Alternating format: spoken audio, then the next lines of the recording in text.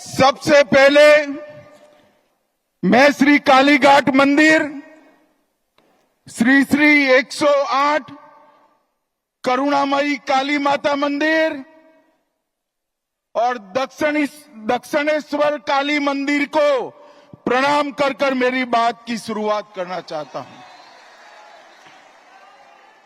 मैं जब ये बंगाल की वीर भूमि पर, संस्कार भूमि पर आया हूं, तब कवि गुरु टैगोर जी, स्वामी विवेकानंद जी, रामकृष्ण परमहंस जी, नेताजी सुभाष चंद्र बोस और हमारी पार्टी के स्थापक स्वर्गीय श्यामा प्रसाद मुखर्जी को प्रणाम कर कर मेरी बात की शुरुआत करता हूं। वंदे तक पूरे भारत का मार्गदर्शन करने का काम किया, चाहे ज्ञान हो, विज्ञान हो, धर्म हो, स्वतंत्रता संग्राम हो, हर क्षेत्र में सालों तक बंगाल ने भारत का नेतृत्व करा और वही बंगाल में कई सालों तक कम्युनिस्टों का शासन रहा और उसके बाद मां माटी मानुष का नारा देकर ममता दीदी आई और उन्होंने ये महान बंग भूमि को आज घुसपैठ, भ्रष्टाचार, स्त्रियों पर अत्याचार, अपराध, बम धमाके और हिंदुओं के साथ दुराचार का केंद्र बनाकर रख दिया है। दुराचार का केंद्र बना। भाइयों बहनों, यही बंगाल में चुनावी हिंसा सेशन के बाद, जब टीआर सेशन सीईसी बने उसके बाद और दीदी को विजय मिलने के बाद सैकड़ों भारतीय जनता पार्टी के कार्यकर्ताओं को मौत के घाट उतार दिया जाता है। दीदी, कब तक बचाओगी उनको?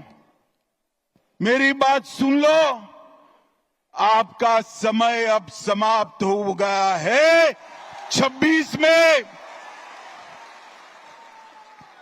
में भारतीय जनता पार्टी की सरकार बनने वाली और मैं सारे हजारों की संख्या में बैठे हुए मेरे मंडल के पदाधिकारियों को ये वादा करना चाहता हूं कि यहां तृणमूल की सरकार जाते ही हमारे कार्यकर्ताओं के हत्या के अपराधियों को जमीन में गाड़ा है तो भी बाहर निकालकर सजा करने का काम करें।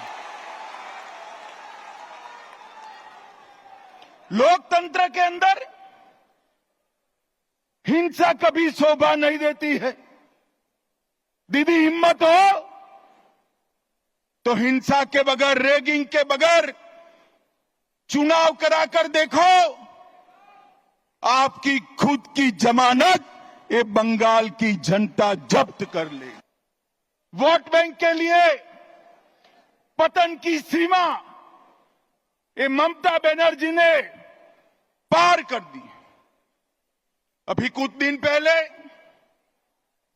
पहलगांव में पाक प्रेरित आतंकवादियों ने हमारे निर्दोष नागरिकों को, यात्रिकों को धर्म पूछ कर परिवार के सामने मार दिया। मुझे बताओ बंगाल वालों, वो पाक प्रेरित आतंकवादियों को सजा देनी चाहिए या नहीं देनी चाहिए? अरे जोर से बोलो, देनी चाहिए या नहीं देनी चाहिए? मोदी जी ने ऑपरेशन सिंदूर किया, ठीक किया या नहीं किया? भाइयों बहनों, हमने सर्जिकल स्ट्राइक करी, एयर स्ट्राइक करी और अब ऑपरेशन सिंदूर कर कर 100 किलोमीटर अंदर जाकर उनके हेडक्वार्टर को ध्वस्त कर दिया। सैकड़ों आतंकवादी मौत के घाट उतार दिए गए और दीदी के पेट में दर्द होता है। दीदी, इतना दर्द बंगाल का यात्री जब वहां मारे गए तब किया हो। ऐसा राजनीतिक बयान देकर ऑपरेशन सिंदूर का विरोध किया। मैं आज ममता दीदी को कहने आया हूं, आपने ऑपरेशन सिंदूर का विरोध नहीं किया, आपने इस देश की करोड़ों माताओं बहनों की भावनाओं के साथ खिलवाड़ किया है, खिलवाड़ किया है। और मैं बंगाल की मातृशक्ति को भी अपील करने आया हूं, आने वाले चुनाव में ऑपरेशन सिंदूर पर सवाल उठाने वाली ममता जी को सिंदूर की कीमत बंगाल की माताएं बहनें जरा समझा दे, सिंदूर का अपमान करने का क्या मतलब होता है। भाइयों बहनों, 1990 से ये देश आतंकवाद झेलता है। 40,000 से ज्यादा लोग आतंकवाद की भेंट चढ़ गए। ये कांग्रेस की सरकारें, यूपीए की सरकारें, इंडिया अलायंस की सरकारें, जिसमें ममता बनर्जी भी मंत्री थी, कुछ नहीं करती थी। नरेंद्र मोदी सरकार आने के बाद गोली का जवाब गोले से देने की शुरुआत नरेंद्र मोदी का पक्ष ले लो। मैं बताकर जाता हूं, ये नरेंद्र मोदी सरकार है, ये भारतीय जनता पार्टी की सरकार है। ऑपरेशन सिंदूर समाप्त नहीं हुआ है। अब कोई भी हिमाकत करेगा तो उसको उतनी ही मजबूती के साथ जवाब देने का काम नरेंद्र मोदी जी करेंगे। मैं आज ऑपरेशन सिंदूर में हमारी बहादुर सेना बीएसएफ ने जो वीरता बताई है, वो सभी बीएसएफ कर्मी और सेना के जवानों को 2 हाथ जोड़कर प्रणाम करता हूं। भाइयों बहनों, मोदी जी के नेतृत्व में बंगाल के विकास के लिए मोदी जी ने ढेर सारा काम किया है, परंतु विकास के साथ साथ बंगाल की संस्कृति को भी मोदी जी नहीं भूले। सालों से बंगाल वासियों की मांग थी कि हम बंगाल को क्लासिकल थी, या आपका समर्थन था बंगाली भाषा को क्लासिकल लैंग्वेज का स्टेटस क्यों नहीं दिया।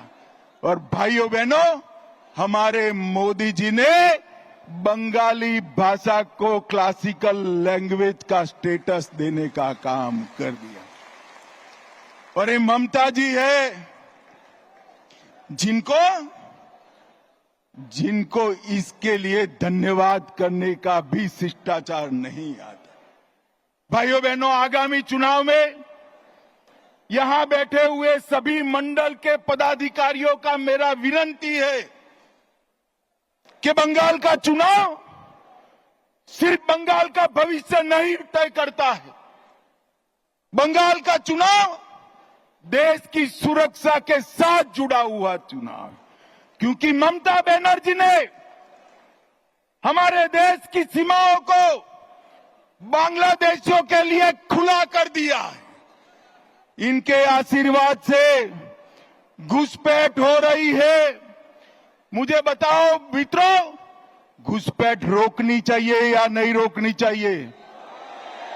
जोर से बोलो, रोकनी चाहिए या नहीं रोकनी चाहिए? क्या दीदी रोक सकती है? जोर से बोलो, रोक सकती है? ये भाईपो रोक सकता? संसद, मुझे संसद में पूछ रहे थे कि बीएसएफ क्या कर रही है। अरे ममता दीदी, हमने आपसे भूमि मांगी है, पूरी भूमि दे दो, बाढ़ को समाप्त हो जाने दो, एक परिंदा भी पैर नहीं मार पाएगा, परिंदा भी पैर नहीं। आप जानबूझकर बॉर्डर पर भूमि नहीं देते हो क्योंकि घुसपैठ चलती रहे, आपकी वोट बैंक बढ़ती रहे और आपके बाद आपका भतीजा भी मुख्यमंत्री बनता रहे। भाइयों बहनों, ये होने वाला नहीं। ममता दीदी को मैं भारतीय जनता पार्टी का ग्राफ बताने आया हूं। 17 के चुनाव के बाद हमने तैयारी की, 19 की लोकसभा में हमें सफलता मिली, 21 की विधानसभा में 77 सीटें मिली और 24 की लोकसभा में 97 सीटों पर भारतीय जनता पार्टी का लीड रहा, 97 विधानसभा सीटों पर और 143 सीटों पर 40% से ज्यादा मेरे कार्यकर्ताओं के परिश्रम के कारण वोट मिले हैं। बैठा है उसको मैं बताने आया हूं कि थोड़ा फासला बाकी है, आप 40% तो क्रॉस कर गए हो, 4-5% आगे बढ़ना है, 4-5। और अगले चुनाव में हमारी सरकार बनने जा रही। भाइयों बहनों, मैं आपको विश्वास दिलाता हूं, 17 में मैं पार्टी का अध्यक्ष था, तब मैंने कहा था यहां हमारी सरकार बनेगी और आज वो दिन नजदीक आ गया है। 26 तक दिन रात एक कर हर एक बंगाल के मतदाता के पास जाइए और नरेंद्र मोदी का और भारतीय जनता पार्टी का संदेश लेकर जाइए। पूरा देश चाहता है कि यहां देशभक्तों की सरकार बने, तुष्टीकरण वालों की सरकार न बने। ये ममता दीदी ने सोनार बांग्ला का स्वप्न तहस नहस कर दिया। भ्रष्टाचार, घुसपैठ, महिलाओं पर अत्याचार, हिंदुओं के साथ अन्याय, इससे इनकी राजनीति चलती है। भाइयों बहनों, ये ममता दीदी ने इनके शासन में एसएससी भर्ती घोटाला हुआ, पशु तस्करी घोटाला हुआ, डियर लॉटरी राशन घोटाला हुआ, मिड डे मील में घोटाला हुआ, केंद्र के फंड हड़प कर लिए गए, नगर पालिका भर्ती घोटाला हुआ, गोरखालैंड टेरिटोरियल एडमिनिस्ट्रेशन का घोटाला हुआ, गाय की तस्करी का घोटाला हुआ। हजारों करोड़ रुपया बंगाल की जनता का ये तृणमूल कांग्रेस की सिंडिकेट को भेंट चढ़ गया। मैं आज सभी कार्यकर्ताओं को पूछने आया हूं, ये पैसा सिंडिकेट का है या बंगाल की गरीब जनता का है? मुझे बताइए, ये सिंडिकेट का है क्या? जोर से बोलिए, सिंडिकेट का पैसा है। मोदी जी जो पैसा भेजते हैं सिंडिकेट की भेंट चढ़ना चाहिए क्या? ये पैसे पर अधिकार बंगाल की महिला का है, माता का है, बेटी का है, बंगाल के गरीब का है, बंगाल के युवा का है। कलकत्ता के बाजार में युवाओं की नौकरी बिकती है, इनके घर से इतना पैसा पकड़ा जाता है कि गिनने में 27 मशीन थक जाते हैं, मगर पैसा खत्म नहीं होता है। भाइयों बहनों, इस सिलसिले को बंद करना पड़ेगा। मुर्शिदाबाद में अभी हिंसा हुई, हमारा गृह मंत्रालय कहते कहते थक गया कि बीएसएफ को बुला लीजिए। हम नहीं बुलाएंगे क्योंकि बीएसएफ आती तो हिंदुओं की रक्षा करती, फिर हमारे कार्यकर्ता हाई कोर्ट गए, हाई कोर्ट के ऑर्डर पर बीएसएफ आई और हिंदुओं को बचाने का काम किया। ममता जी हौसला अफजाई करती रही। मुझे कहने में कोई झिझक नहीं है, जिस प्रकार से बंगाल सरकार के मंत्री इस दंगों में शामिल थे, ये स्टेट स्पॉन्सर दंगा था जिन्होंने हिंदुओं को अन्याय किया है।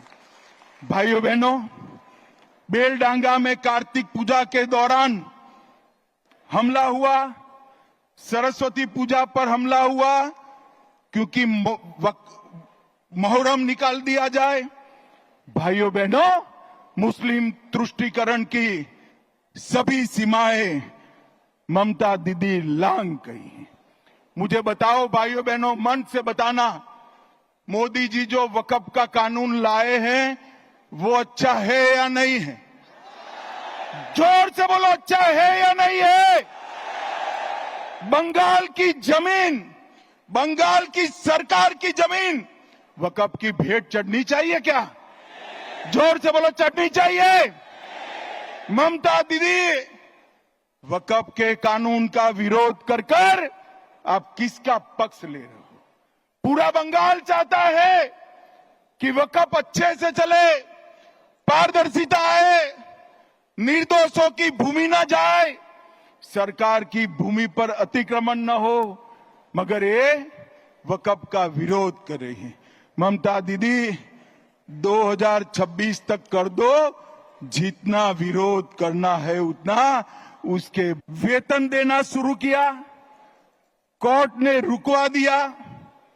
बांग्लादेशी और रोहिंग्या उनकी मदद से घुसपैठ कर रहे हैं।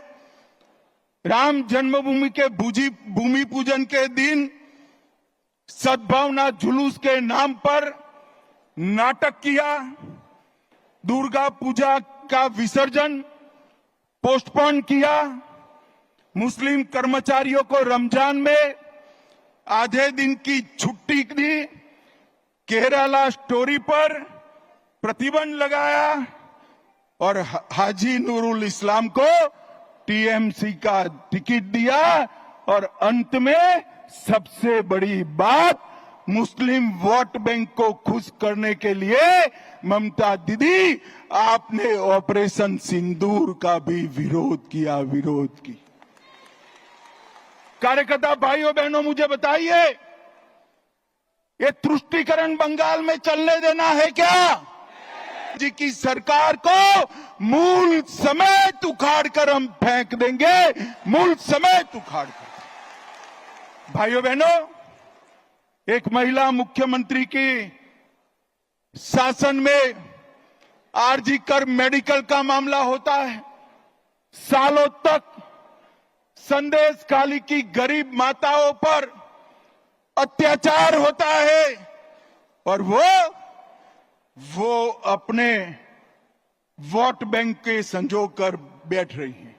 मैं ममता दीदी को पूछना चाहता हूं, संदेश खाली का मुख्य अपराधी ममता दीदी किस पार्टी से था? आप लोगों को मालूम है? जरा जोर से बोलना, संदेश खाली का मुख्य अपराधी किस पार्टी से था? जोर से बोलो, किस पार्टी से था? आरजी कार के अपराधी किस पार्टी से जुड़े हुए हैं? और ये महिला मुख्यमंत्री राजवंशी, कोच, मतुआ, गोरखा, कायस्थ, आगोरी, मछुआरा कोई खुश नहीं है। नमो शूद्र भी खुश नहीं है। और अभी अभी उन्होंने गोरखाओं को तो जितना बदला लेना था वो दे दिया, परेशान कर कर कर कोई कमी नहीं छोड़ी। मैं आज गोरखा भाइयों को भरोसा देना चाहता हूं कि भारतीय जनता पार्टी की सरकार में आपके साथ कोई पुलिस केस नहीं होगा, कोई नेता जेल में नहीं जाएगा। और भाइयों बहनों, अभी अभी उन्होंने जिस प्रकार से पूरे हिंदू समाज को प्रताड़ित किया है, मुझे लगता है कि आने वाले दिनों में सबसे प्रचंड बहुमत के साथ, आजादी के बाद सबसे बड़े बहुमत के साथ भारतीय जनता पार्टी की सरकार बने। अंत में एक बात कहना चाहता हूं, हिंदू शरणार्थियों को मतदाता सूची से काटने का नोटिस मिल रहा है। मैंने शांतनु जी को कहा है, डरिए मत, जिसको नोटिस मिले सीए का एप्लीकेशन करा दे, मैं उनको नागरिकता देने का काम करूंगा। ममता की नोटिस से किसी को डरने की जरूरत नहीं है। मोदी जी ने सीए का कानून इसलिए लाया है कि हमारे शरणार्थी भाइयों को मताधिकार मिले, अधिकार मिले। और ऑपरेशन सिंदूर में हमारी बहन के पति को मौत के घाट उतार दिया, उसको 2 दिन में हमने नागरिकता देने का काम भी समाप्त कर दिया। भाइयों बहनों, अंत में मैं ममता जी को एक सवाल करना चाहता हूं। ममता जी 10 साल तक आप केंद्र में सत्ता पर रही, 15 साल से मुख्यमंत्री है, यूपीए के साथ बैठी है, इंडिया अलायंस का हिस्सा हो। 10 साल सोनिया मनमोहन की सरकार में आपने बंगाल को क्या दिया? भाइयों बहनों, 10 साल में उन्होंने 2,09,000 करोड़ रुपया दिया था। कितना दिया था? जोर से बोलो। और मोदी जी ने और ममता दीदी, छोटे से छोटे काम का मेरे पास सूची है। आज बंगाल भारतीय जनता पार्टी ये सूची रिलीज करेगी 8,27,000 करोड़ के कामों की। मैं आपको पूछना चाहता हूं, आपके गांव में पैसा पहुंचा है क्या? अरे जोर से बोलो, पहुंचा है भाई? कहां गया? कहां गया ये पैसा? टीएमसी की सिंडिकेट की भेंट चढ़ गया है। मोदी जी 50 लाख करोड़ भेजे तो भी नहीं पहुंचना है। आपको बंगाल की जनता को मोदी जी का पैसा अगर प्राप्त करना है तो कमल फूल की सरकार लानी पड़ेगी, कमल फूल की सरकार। और इसलिए अंत में मैं पूरे बंगाल की जनता को, सभी को 2 हाथ जोड़कर विनंती करने आया हूं। देश की सुरक्षा के लिए, घुसपैठ रोकने के लिए, भ्रष्टाचार को हटाने के लिए, माताओं बहनों को सुरक्षित करने के लिए और हिंदुओं को निर्भय करने के लिए यहां कमल के निशान को मौका दो। हमारे मोदी जी को एक मौका दीजिए। दिन रात अहर्निश हम काम में लगेंगे क्या? अरे जोर से बोलो, पक्का लगेंगे। हम एकमुश्त एकजुट होकर ममता की सरकार को उखाड़ फेंकेंगे। तो मेरे साथ दोनों हाथ उठाइए, उठाइए दोनों हाथ, विजय के संकल्प की मुट्ठी भींचकर राम का जयकारा लगाइए। जोर से बोलिएगा, जय श्री राम, जय जय श्री राम, वंदे वंदे वंदे। आप सभी को नमस्कार, प्रणाम, धन्यवाद।